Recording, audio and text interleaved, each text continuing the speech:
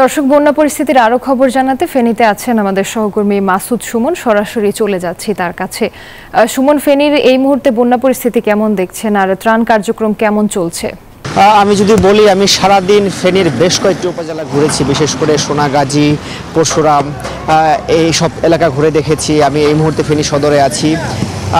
সব কিছু যদি বলি তাহলে পরিস্থিতিটি পানি কমেছে, কিন্তু ভয়াবহতা কমেনি।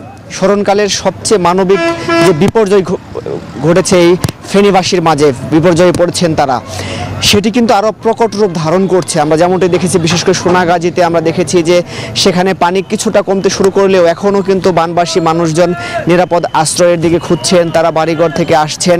এখনও বেশ কিছু মানুষ, আমরা বলা যায় যে হাজার হাজার মানুষ কিন্তু এখনও সেই পানিবন্দী রয়েছেন, যারা এখনও উদ্ধার হতে পারেননি। তারা উদ্ধারের জন্য আকুতি করছেন, তারা রেস্কিউ টিম পাচ্ছেন না, তারা এখনও আশ্রয় কেন্দ্রে আসতে পারেননি, তারা খাবার পাচ্ছেন না।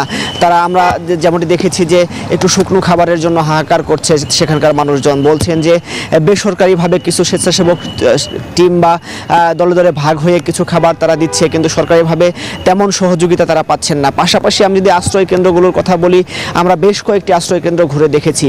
সেখানে আশ্রয় কেন্দ্রে মানুষজন যারা আসছেন তারাও একই কথা বলছেন, তারা সহায় সম্বল হারিয়ে তারা আশ্রয় কেন্দ্রে আসছেন, সেখানেও কিন্তু খাদ্য অভাবে ভুগছেন। আমরা দেখেছি যখনই কোনো যানবাহন বা হেলিকপ্টারের শব্দ পাচ্ছেন তখন তারা খাবারের জন্য আকুতি করছেন। আমি এই মুহূর্তে যেখানে আছি সেখানের চিত্রটিও কিন্তু এই ফেনীর আশেপাশে, দুই পাশে, চট্টগ্রামের পাশে এবং ঢাকার দিকে প্রায় 30-40 কিলোমিটারের যানজট বেঁধে আছে। ফলে যেসব ত্রাণবাহী গাড়ি আসছেন তারাও কিন্তু বিপাকে পড়ছেন। আমরা উদ্ধারের কথাটি যদি বলি, গত 24 ঘন্টায় বা এখন পর্যন্ত প্রায় 1 লাখ মানুষের মতো রেস্কিউ করা হয়েছে বিভিন্ন সংস্থার মাধ্যমে।